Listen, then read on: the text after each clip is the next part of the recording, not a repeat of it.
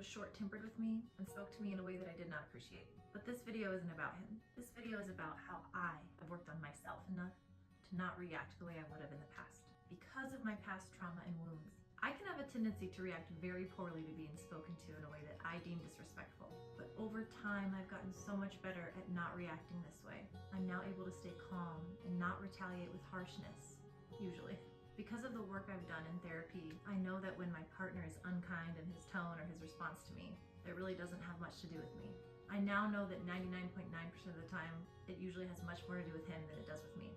When you know this, over time you'll stop reacting and creating this negative loop and matching their energy. So this time, when he was frustrated and flustered, I didn't change my tone of voice.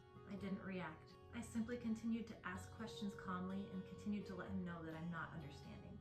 The empath, anxious attacher, the people pleaser in me sees that he's obviously upset in a deeper area besides what we're talking about, and sometimes I have to resist the urge to jump in and comfort him. I don't want to accidentally enable and reinforce his unkind behaviors, just as I wouldn't want him to do to me. See, if I were to jump in immediately without being tended to first, what I've done in that moment is disregard my own feelings and disrespected myself.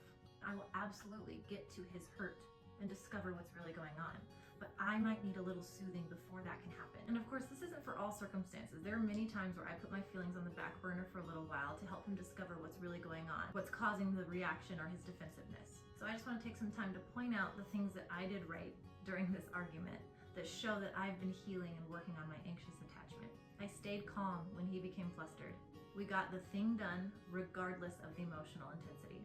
I made a repair attempt instead of waiting for him. I came up to him, gave him a hug. I said, "Can you please be nicer to me?" And I let him know that the things he said to me were hurtful. A big one for me is that I don't expect perfection from him. I understand that he has bad moments every once in a while. And I understand that he doesn't expect perfection from me either. We now give each other so much more grace than we used to.